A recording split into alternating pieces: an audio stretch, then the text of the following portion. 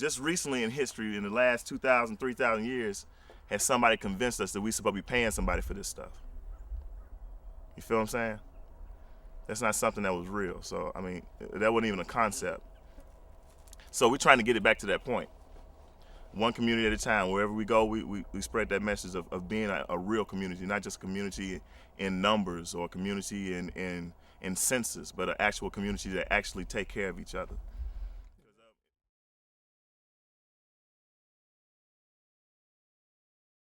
Well, man, it's nothing like knowing you got a brother that got your back if anything happens. I mean, it doesn't matter.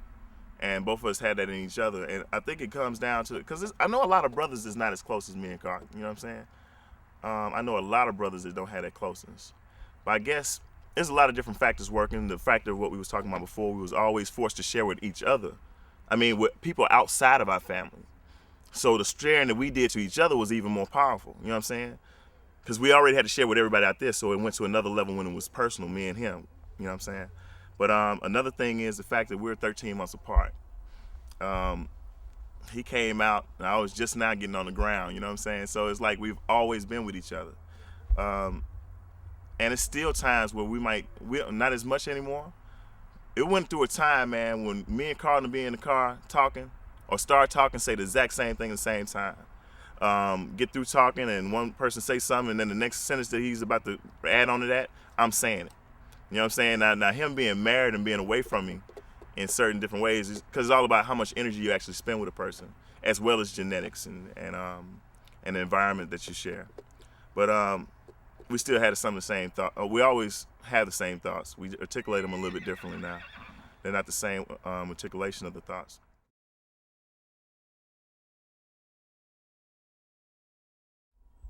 Just to keep on doing world domination, man. We're trying to dominate this world with love and get people to think a little bit higher than we're on a low level of thinking right now, man, as a society.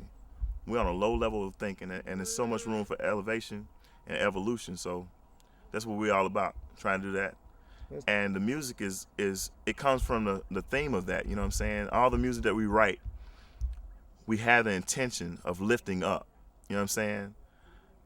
Lifting up something, whether it's family values, whether it's yourself, whether it's the concept of love and freedom itself, to lift it up. It's all about lifting up and hopefully turning this world around. Hence the name of the company, Turn Your World Around, or Turn the World Around.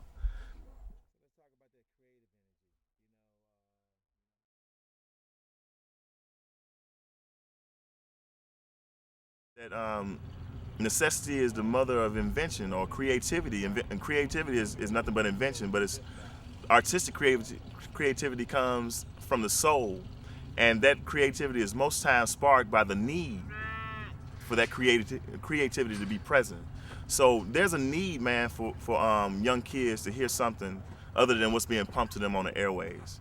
It's a need for people to get back to the land of knowing about what this land actually means to you, actually, as opposed to having a disconnect to the land. Man, I had two little girls tell me, and I was really tripping out, man. We were in Pine Lake, Georgia. When we were in Pine Lake, Georgia, we always stay with our dear friend, Elise Witt. Beautiful person, beautiful singer, beautiful spirit. Pine Lake, Georgia, which is on the northeast of Atlanta, northeast quadrant of Atlanta. And these little girls was across the street. They were in town from somewhere else, right? So they come over and the person we were staying with, Lise, her boyfriend, Mick, fabulous musician, fabulous creative mind, fabulous cat.